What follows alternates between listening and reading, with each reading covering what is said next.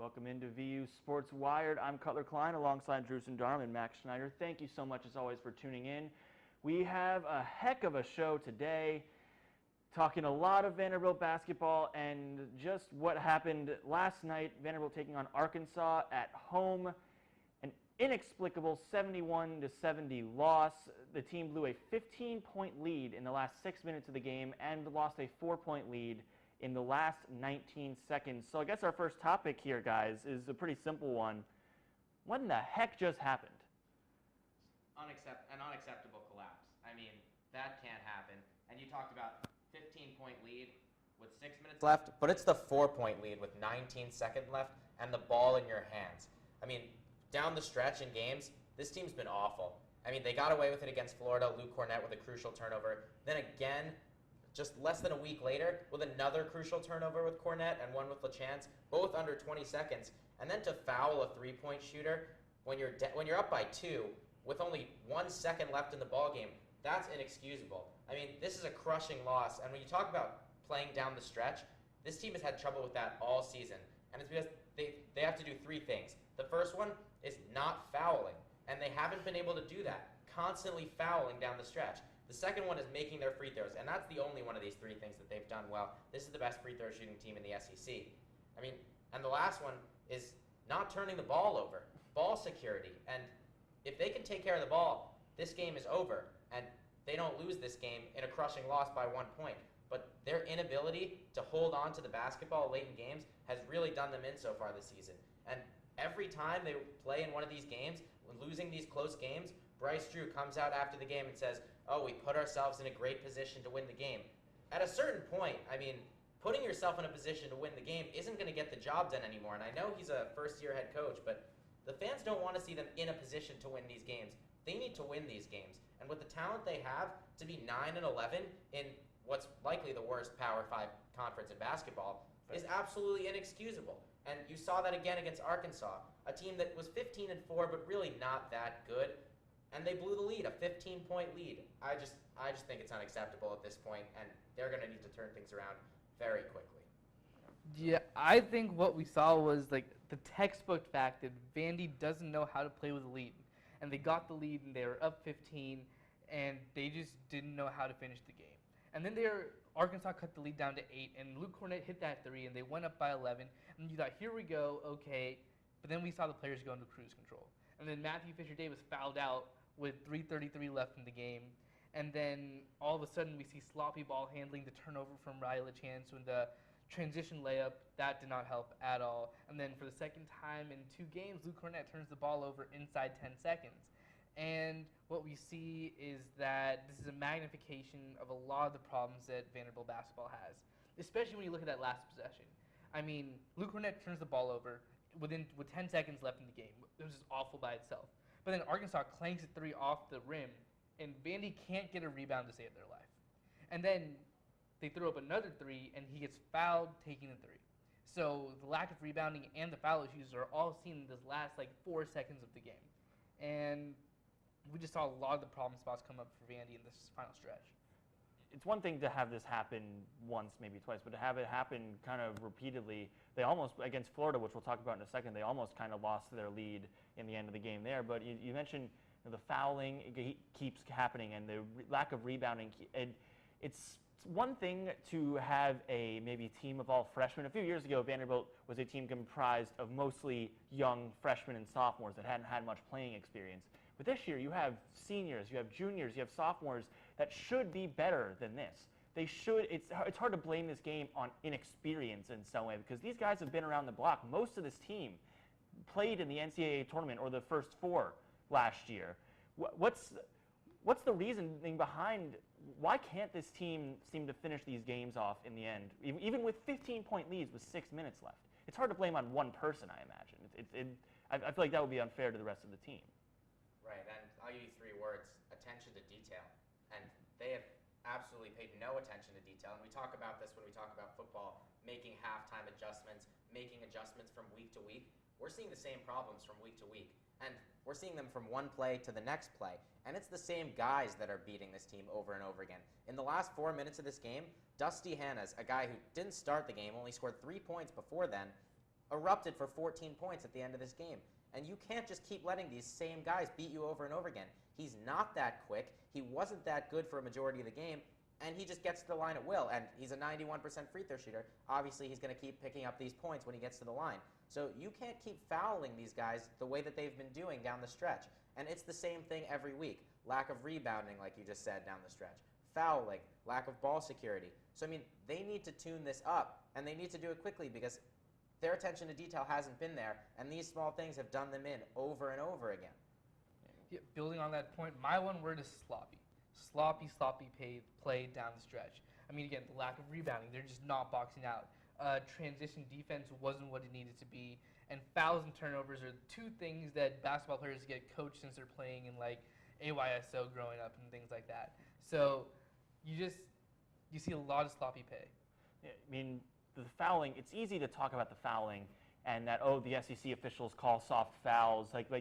We've gone over and over and over again about the fouling that goes on in the SEC and how ridiculous some of those rules are. But when it's down the stretch and you're the team that should be getting fouled to send you to the free throw line, instead you're dishing out foul after foul after foul and fouling on a three-pointer with just seconds remaining. And if they fouled him on a two-pointer, that's, it's not great, but at least you're not going to give them the game after that. You'll maybe send it to overtime at worst.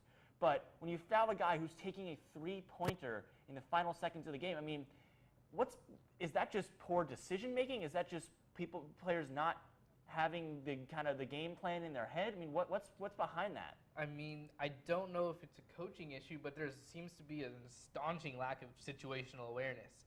I mean, you have a 4-point lead with 20 seconds left. The one thing on your mind should be don't turn the ball over, get a foul, go to the line, and not just one, but 2 turnovers.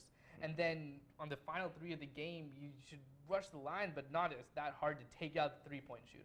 So I don't know if it's a lack of situational awareness or the fact that these players just don't understand how to keep a lead going down the stretch. But yeah, it's a new coach, it's a new system.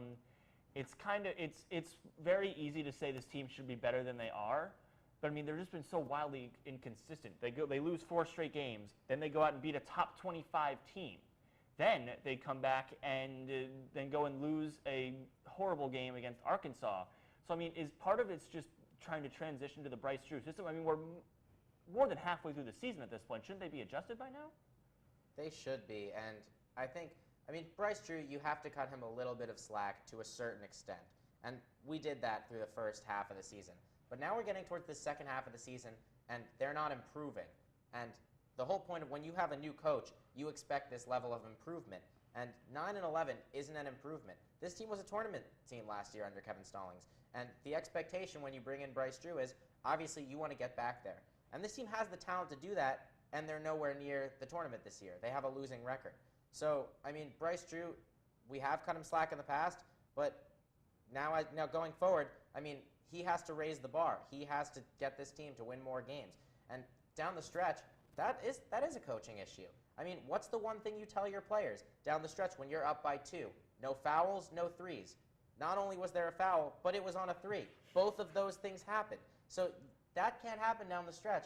And Bryce Drew is a little bit to blame for that. And when he comes out post-game and says, we put ourselves in a position to win, that doesn't make anyone feel better. They need to win these games, and he needs to be able to come into these press conferences with answers. It's not like Kevin Stallings has been doing that much better at Pitt. His team gets blown out, and he gets ejected in front of a home crowd last night, producing one of the greatest meme-worthy photos I've ever seen of him yelling at a referee. So going forward, if you're Bryce Drew, if you're this team, how do you move forward from a horrible game like this? There are kind of 2 schools on this. You have the people who say, forget about it and just go start from a clean slate and move on. There are also those that say, no, carry it with you, weigh it up, keep it on your mind so that you don't make these same mistakes again. Yeah, I think that you can't let it weigh on you so much that it affects your play, but you have to have this constant reminder that you need to be better. And I think that they need to remember this loss because it's awful and it should stick with them because, again, this was just a lot of things that went wrong that shouldn't have gone wrong, but they also can't let it discourage them moving forward. Yeah, I don't think this is one you could put behind you. I mean, that's why this keeps happening, because you put it behind you, you forget about it, and then you do the same thing the next week. So, I mean, this has to be a learning experience. This was kind of an embodiment of all the things they've done wrong over the years. Over the past few games and weeks. So, I mean, this needs to stay with them kind of as a reminder of don't foul down the stretch, slide your feet. Don't close out too hard on the three-point shooter. Like, the end of the Florida game, Matthew Fisher-Davis played stellar defense on Kevon Allen. That's what you got to do down the stretch. So, this needs to serve kind of as a reminder. And, yeah, this can't weigh on them too much to the point where they're thinking about Arkansas on Saturday when they play another tough team in Iowa State. But it needs to be in the back of their minds.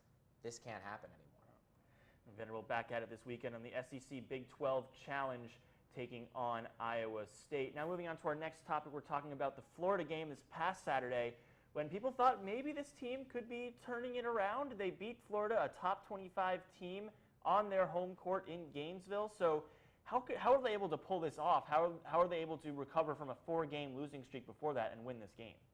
Well, let's start off by looking at Florida as a program. They're third in the SEC. They were 21st in the nation at the time of this game, currently 19th. This is a very good basketball team.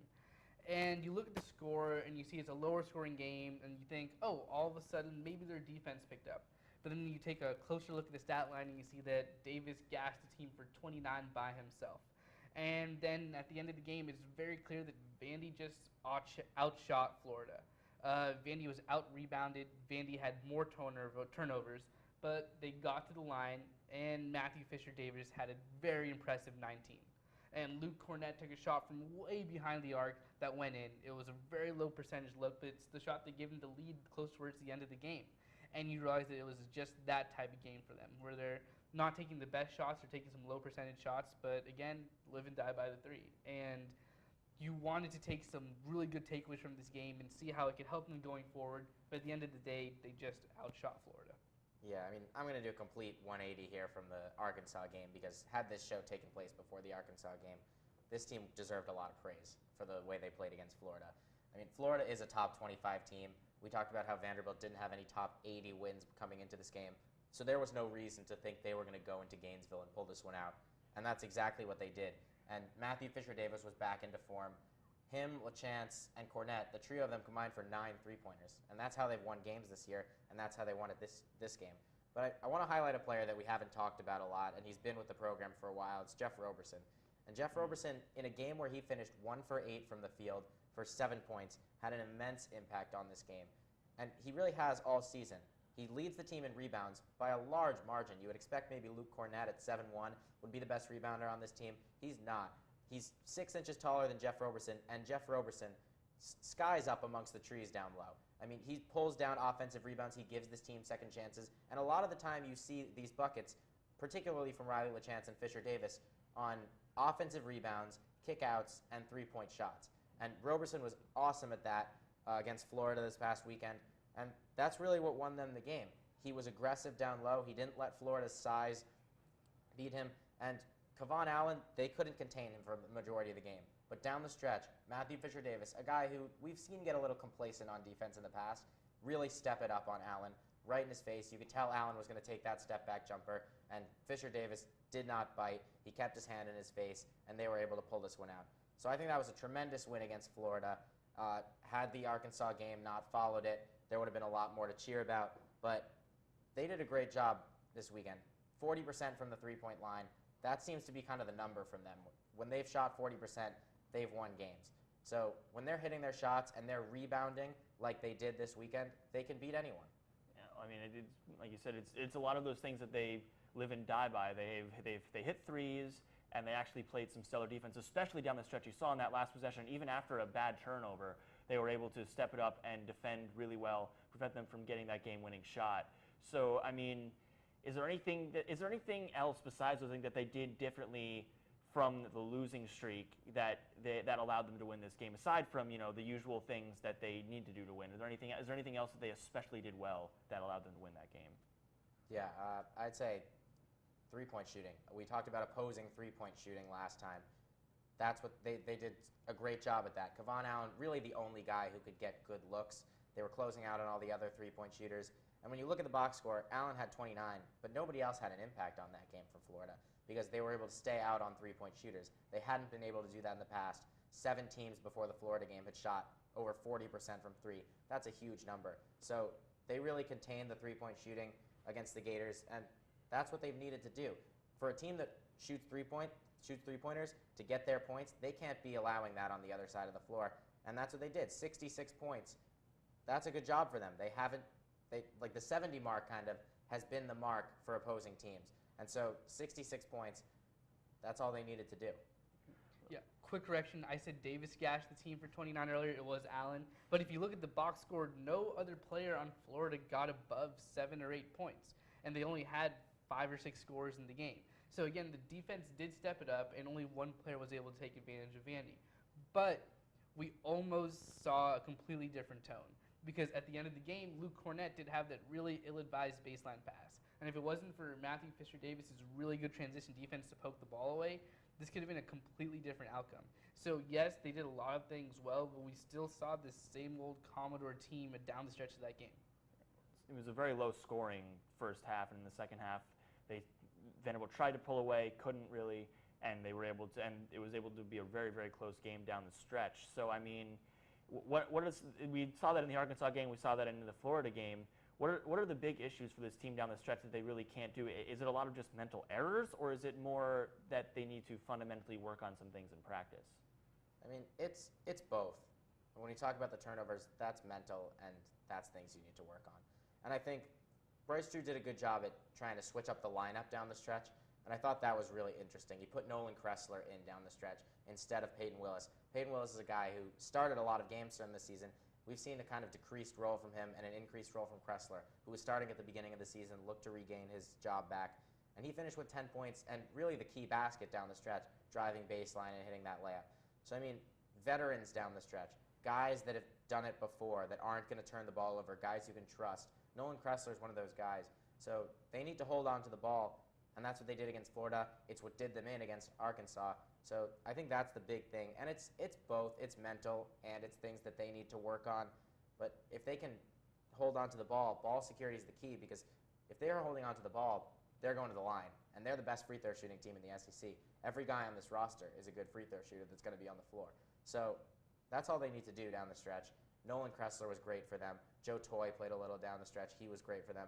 Fisher Davis, LaChance, all those guys can hit their free throws. So if they can just hold on to the ball, that's what they need to do. Yeah, I mean, there's no Joakim Noahs on this team, that's for sure. You saw him shank a free throw for the New York Knicks. So, I mean, we said what can they take away from the Arkansas loss. What can they take away from this Florida win that can help them help them out when they have to play some really tough teams later on? They have to play South Carolina. They have to play Kentucky again. What are some of the ways that they can replicate what happened against Florida? Well, we talked a lot about in-game experience, but with these two games, now these players have experience in close games down the stretch and in games that matter, where every point and every turnover and every possession counts.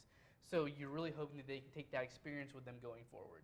And as much as the Arkansas game should weigh on them because there are a lot of mistakes made, they can look back to Florida and see that they have what it takes to grit out a really close game. So we have another game, like I said, coming up against Iowa State this Saturday for the Commodores. Moving on to our final topic, we're going to talk about taking a step back, looking at the season as a whole. We've talked a lot about how inconsistent this team is. They go on a 4-game losing streak, then they go and beat Florida, and then they go and blow a huge lead against Arkansas. Is this inconsistency with this team, is it a new phenomenon for Vanderbilt, or do you think it's just been kind of the way it goes for this team? Even looking back the past few years, even under Kevin Stallings, do you think this is a new phenomenon? What's kind of behind Vanderbilt's wild inconsistency here? Because I feel like the only consistency with this team is their inconsistency. You never really know what you're going to get on any given night. Yeah, I would say the key to their inconsistency lies in the fact that they rely so heavily on the outside shooting and on the three-point ball. Because if this was a team that relied on great defense or great ball movement or great hustle or great rebounding or any of these things that they can bank on and that they can count on any given night, then it would be a much more consistent team. But every team has those nights when their shot just isn't falling. And when Vandy has a night when their shot's not falling, they can't really rely on anything. Like, you look at a team like Golden State, a team that everyone just associates with three-point shooting, but it's also one of the best defensive teams in the league. So these teams that are really great at three-point shooting need something to fall back on. And at the end of the day, we keep coming back to this, but they don't have the rim protection or the ball handling that they had last year, and there's really nothing for them to fall back on when the shot isn't falling. Right, and if you look at some of the teams that are the picture of consistency kind of in college basketball, the team I point to is Virginia. And Virginia is a team that beats their opponents not because they'll outshoot them, because they have one guy on that roster who's a big-name player, and that's London Ferrantes. But beyond that, they're a team that plays tight defense. They don't let games get into the 60s. The teams are constantly scoring in the 40s and the 50s. So when you have a trait like that, a team that can play good defense, those games are all going to be close. There's no level of inconsistency because you're not relying on shots to fall to win games. Vanderbilt's relying on the three ball, and they're relying on it game in and game out. And so when you're allowing teams to score a lot of points, you're going to need to outshoot them, and that's what they did against Florida. So that's where the inconsistency lies. And really, it's just the rotation, and they haven't solidified a rotation yet, and so there's bound to be inconsistency. But I think it's a little strong to say that their only consistency has been inconsistency, because I think the results of these games have been inconsistent, but the play hasn't really. You look, they've played to their opponent nearly every game. They lost to Bucknell by 3 points and to Kentucky by 6 points. I mean, they're playing to their opponent, and regardless of what level that is, it's coming down to the wire, and they're losing a lot of those games. So whether or not they win one game, lose the next, go on a 4-game losing streak, go on a 2-game winning streak where they outscore their opponents by 20, I don't think it's so much the inconsistency as them playing to their opponents. I mean, there's a lot of, Drew talked about this a little bit before, there's a lot of the ability to win these games down the stretch. Like they're playing very well, but they're just kind of falling out in the last few minutes. Does that come with playing a little bit more? I know these guys have been in games before. None of them are really underclassmen besides Jerry Baptiste and Peyton Willis. But does playing in some of these close games a lot and in bigger roles, does that help with these guys down the stretch? Does getting that experience help you out a little bit? I would think so, definitely, yeah. Because again, a lot of these guys have played in games, but how many games have they played in that matter? Or how many games have they played in that have come down to these last 2 or 3 possessions? So even if these results aren't coming up the way they want, like being in these types of games, you're going to help the team a lot moving forward. Right. And veteran leadership and confidence are two things that you can't really see on the court, but you know that they're there. And so winning close games like this, that builds confidence. The Florida game built confidence. You could see the excitement from this team when Riley LaChance pulled down that rebound and ran the length of the court in Gainesville. So they need to translate that from one game to the next. And really, this is a team of veterans. I mean, Peyton Willis is really the only guy in the rotation who's young. He's a freshman. They're a team of juniors and seniors. So these guys, they have confidence, they have that veteran leadership, and they need to just display it when they play more. And I think that's something that can translate week to week, and there shouldn't be that level of inconsistency with the veteran guys that they have here. And again, one of those things that isn't really tangible is like team chemistry. So when Luke Cornett has those 2 turnovers down the stretch, what you would hope to see now is other players rallying to him and making sure that he doesn't have to make a bad pass on the baseline or pass through 2 defenders while he's trying to dribble the ball up. So you hope to see chemistry increase so that in these late game situations, it's not just on one person. And with the veteran leadership, is part of the season somewhat about establishing that veteran leadership? Because a lot of these guys have been around the block, but they may not have been able to have played a huge role down the stretch. Because you had guys like Wade Baldwin and Damian Jones before who might have stepped up a little bit more, and now it's their turn to step up, and they're learning how to play in that expanded role. Do you think that's fair to say that they're trying to figure out how to be veteran leaders throughout this season? Right, and these guys they've been veterans, but they haven't been leaders. And last year, Wade Baldwin and Damian Jones, Baldwin was only a sophomore, but he was kind of the leader of this team. Jones was another leader of this team. So Cornett coming into this year, he's the lone senior. He was expected to kind of be that leader. And he's done that, and Riley LaChance, we've seen a lot of that from him. But these guys are still stepping into their leadership roles. Matthew Fisher-Davis, he's a leader on the court. He's a very quiet guy, though, and he's not going to be the guy to get in somebody else's face. And they don't really have any of those guys. Wade was that kind of guy. Dame was that kind of guy. So you look at this veteran leadership, and that's something they need to display on the court and off the court. I'd love to see this team kind of get angry after a loss like that, come out next game with anger, with passion. So we haven't seen a lot of that. Hopefully we'll see it going forward. They have a tough matchup this weekend. Iowa State, they're a team that doesn't turn the ball over, so Vanderbilt's going to need to do the same thing. They're going to need to play a disciplined, mature game, and they can win this game. I mean, they've played to their opponents, and they've been able to hang in there with some of the best teams. Kentucky for one, Florida for another. So this is a game they can win if their veterans show up and their leaders show up. And I think that a lot of the leadership that needs to come now is going to be learning from their mistakes. Because, for example, Matthew Fisher-Davis fouled out with 3:33 left down the stretch. And that's a position in the game when you realize we're going to need to get the ball in the hands of our ball handlers, and we're going to need to make sure they run out the clock and they get to the line. Because that's going to be the tone of this game down. That's how we're going to win. That's how we're going to close it out. So if you want to see Matthew Fisher-Davis being a leader and stepping up, it's going to be him realizing, hey, I can't foul out right now because my team's going to need me these next 3.5 minutes. Just, yeah. So there's going to be an interesting matchup this weekend against Iowa State. That's at 3 p.m. on ESPN2, or go down to Memorial Gym. It should be a fun one. That will just about do it for this edition of VU Sports Wired. Thank you so much, as always, for tuning in. Hopefully next week we're not talking about another blown 15-point lead. For Drew Sundaram and Max Schneider, I'm Cutler Klein saying so long, and we'll see you next time.